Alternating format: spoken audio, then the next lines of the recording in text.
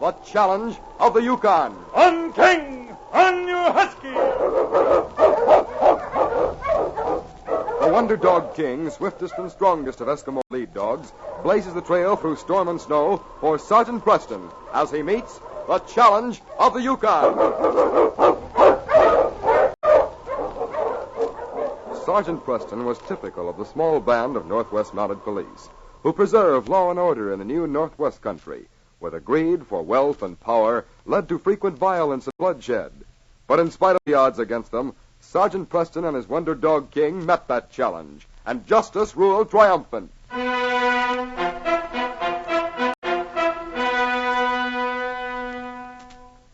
Sergeant Preston seldom had to go north of the Arctic Circle, though that area was definitely part of the Yukon Territory. Sparsely settled with Eskimos who were harmless and peaceful, there was very little crime and disorder. The few trips he was obliged to make were in pursuit of criminals who had headed for the Northland with the hope that they wouldn't be followed. Such a criminal was Pierce James, a hardened and scrupulous killer.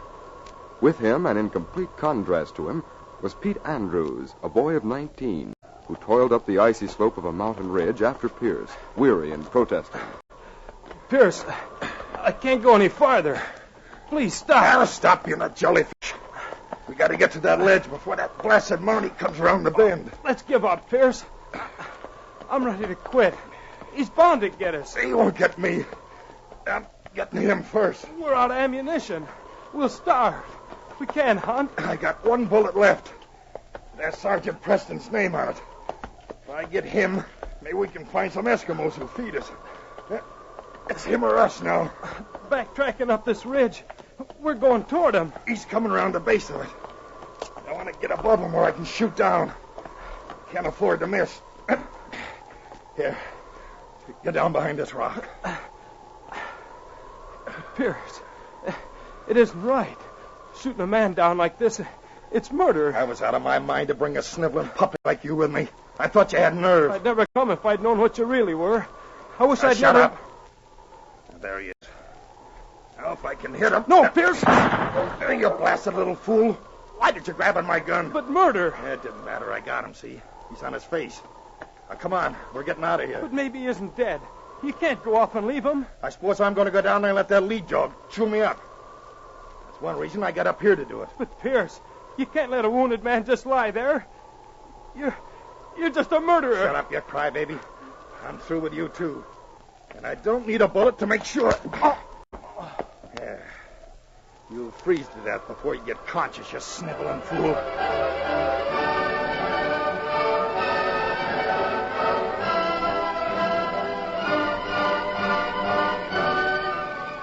As Sergeant Preston regained consciousness, he felt the soft, warm tongue of his lead dog King licking his face and heard his anxious whine. There was a dull ache in his head from striking the sled when he fell, and when he moved, a sharp, stinging pain in his shoulder made him wince. Oh! King, boy. Oh, my shoulder. What's wrong, boy? I'm coming to help you. Will you hold that dog back? Back, King. Steady, boy. Hold it. I'll keep my hands up. All right, come on. Down, King. All right, boy. I'm giving myself up, Sergeant Preston. Pierce is gone. I'm unarmed. This dog's been trailing both of you. Be careful. No funny business. Down, I say, King. Are you badly wounded? Oh, not bad enough to be in danger with King here to watch you. What's the idea of this? I didn't want him to shoot you. He knocked me out and left me. I have no gun or food, and I don't know this country. I want to help you, for my own sake as well as yours. Well, at least you're honest about it. I should never have gone with Pierce in the first place. He's a murderer. Why, you're just a kid. What's your name? Pete Andrews. It's all right, King. You won't hurt me, boy. Come on, Pete. I guess you better help me get on the sled. Down, King. It's all right, I say. Afraid he's not convinced. That's because we've been trailing you, and he knows I'm hurt. Go to the front of the team, King. Get the dogs up. There's an Eskimo family about 2 miles back. Guess we better get back to them before this blizzard hits.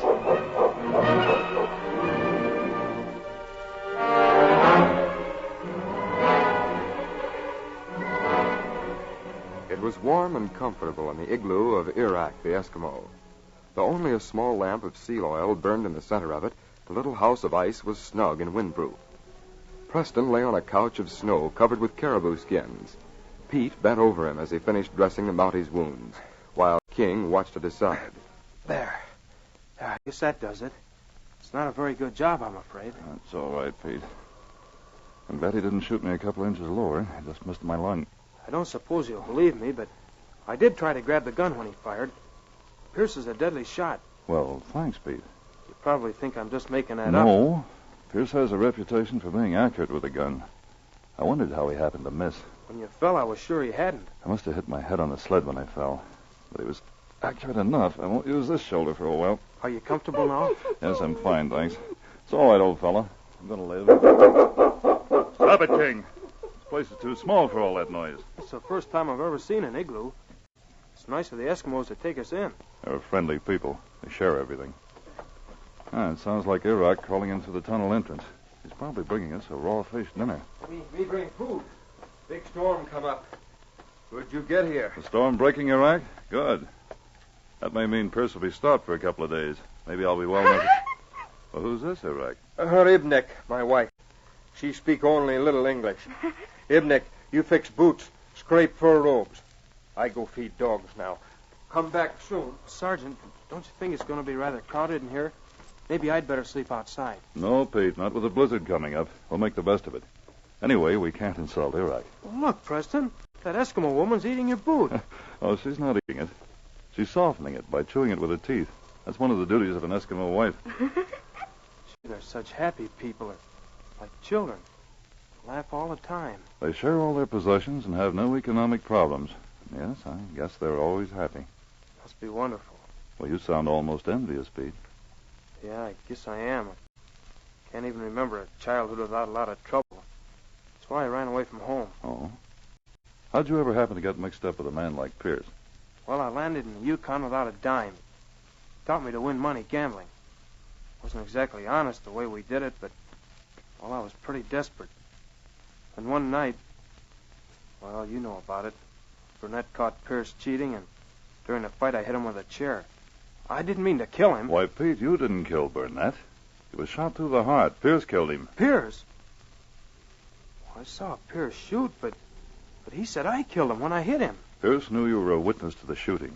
That's why he didn't want you to stay behind. Then you mean I won't hang the way he said I would? I don't think you're really bad, son. I can see that. Well, if you'll only let me help you, I'll make up for everything. You've done that already. As soon as this blizzard clears, perhaps I'll be well enough and we can both go after Pierce James. Now, toss a piece of that fish to King. You'll have to begin by making friends with him. There you are, boy. It's all right, King. You can eat it. Pete's on our side now.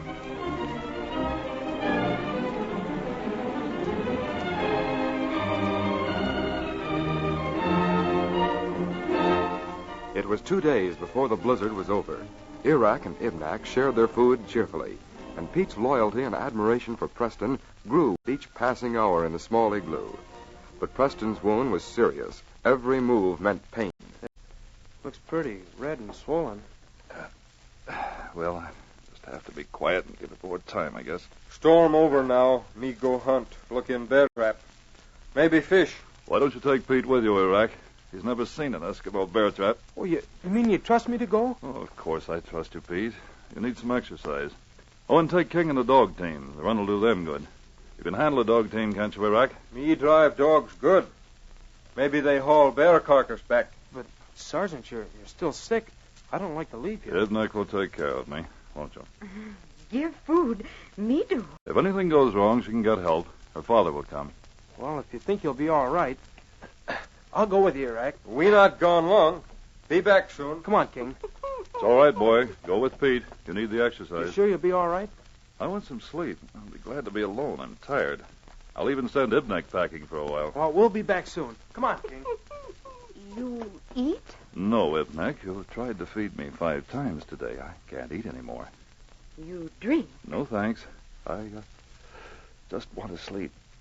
Fix boots? You fixed them. They're soft and dry. Thanks.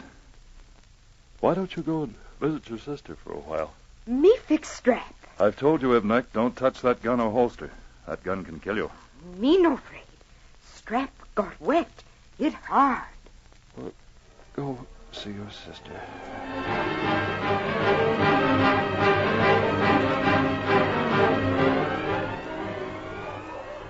Iraq and Pete, with the dog team, had made a wide circle from his bear trap to his favorite fishing hole. As they neared the spot which they had marked carefully in the ice, King suddenly stopped the team. What's wrong, King?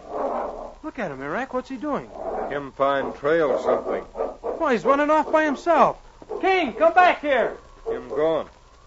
Look, tracks in snow. Tracks? Oh, you're right, Iraq. Is that the direction we take when we go back to your igloo? Yes. Maybe some Eskimo from family come fish. Iraq, let's go back. King acted so funny. Him gone, we no catch. Come, we fish. No, Iraq, let's not fish.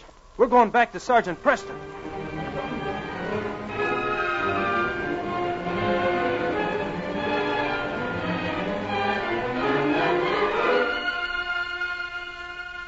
Iraq's igloo was built at the edge of a group of Eskimo huts.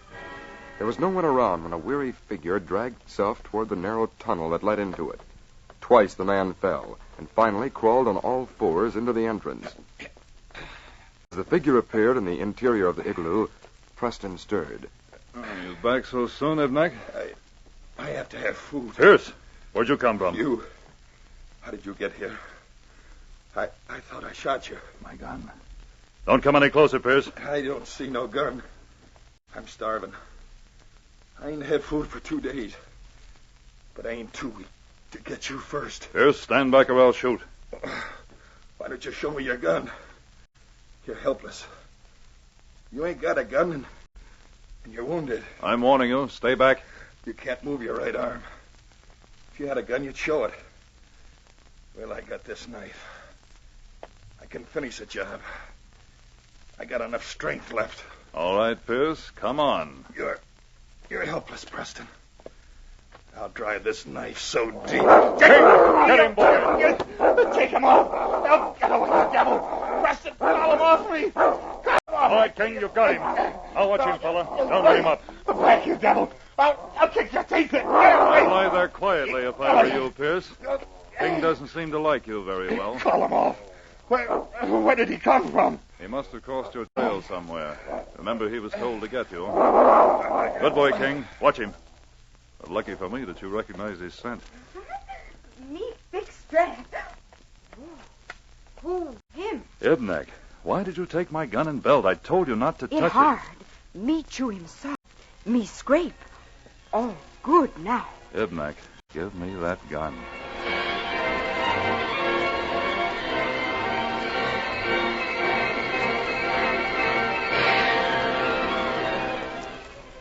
It was 3 weeks later that Sergeant Preston, with Pete and King, reported to Inspector McGee at headquarters in Dawson. I don't see how you did it, Sergeant.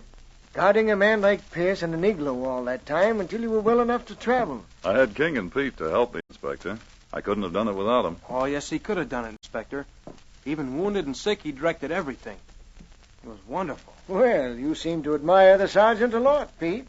Well, he showed me what a real man is made of, sir. And Pete? I think you showed me the makings of a real man. Pete, how would you like to be a Mountie someday? Oh, gosh. Would you? Do you mean I could really Well, if the sergeant will recommend you. What do you think, King? Yes, boy. It looks as if we found a new recruit.